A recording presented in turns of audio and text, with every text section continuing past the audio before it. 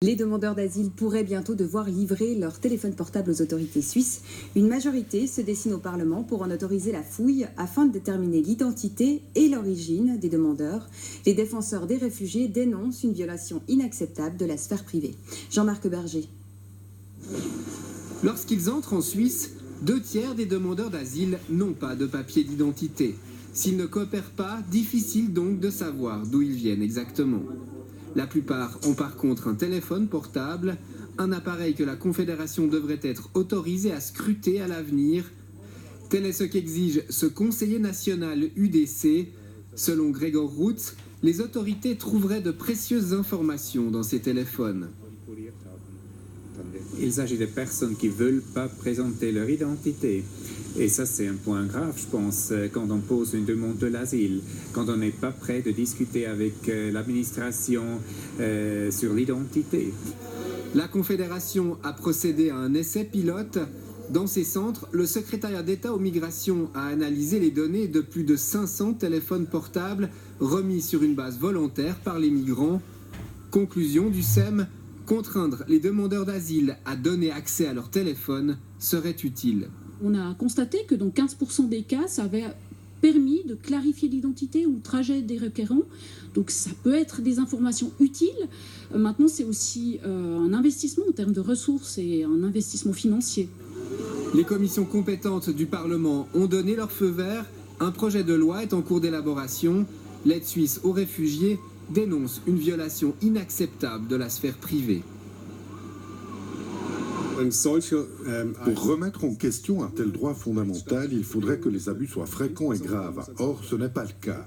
À cela s'ajoute qu'en cas de doute, les autorités ont d'autres moyens pour établir l'identité des demandeurs. Le projet de loi sera mis en consultation d'ici la fin de l'année. On saura alors sous quelles conditions l'État pourrait pénétrer dans la sphère privée des demandeurs d'asile. Ok. Merci. À Genève, les mégots de cigarettes représentent une grande part des déchets retrouvés sur le sol. Les policiers municipaux sanctionnent ce comportement et peuvent amender. D'autres actions existent également pour lutter contre cette pollution, comme on va le voir avec Flore Amos et Hélène Joachim. Vous savez ce que vous avez... Oui, j'ai honte. Mais j'ai honte, je la ramasse. Aujourd'hui, c'était la suite de l'opération Zéro Mégot pour la police municipale genevoise. Des agents ont arpenté les rues basses de la ville à la recherche de fumeurs qui jetaient leurs mégots par terre. Avant de rentrer dans le magasin, vous avez jeté une cigarette dans l'égout.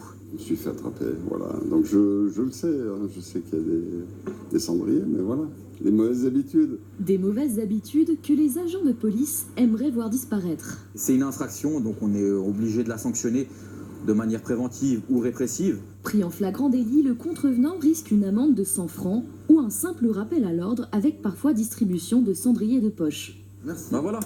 En 2018, la police a infligé près de 300 contraventions et selon la ville, en près d'un mois, c'est plus de 20 millions de mégots qui sont jetés par terre à Genève.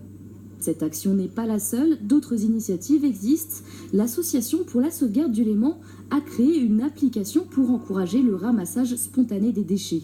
Depuis son lancement, plus de 32 000 mégots ont été récupérés au cours des différents nettoyages. Un mégot, quand il se retrouve par terre, par exemple dans la rue, malheureusement, avec le ruissellement des eaux, il a de bonnes chances de finir dans les grilles d'égout.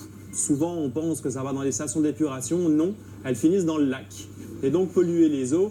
Et je rappelle, l'eau du lac, hein, c'est l'eau qu'on boit. Même si l'impact environnemental des mégots n'est pas encore complètement connu, il est non négligeable. Un seul mégot peut polluer 500 litres d'eau. Sur Twitter et Instagram, cet impact sur l'environnement mobilise également. Un nouveau challenge a été lancé fin juillet avec le hashtag Fill the Bottle. Le principe est simple, remplir une bouteille de mégots trouvés par terre, puis poster le résultat de sa collecte sur les réseaux sociaux. En France, l'embellie est notable sur le front.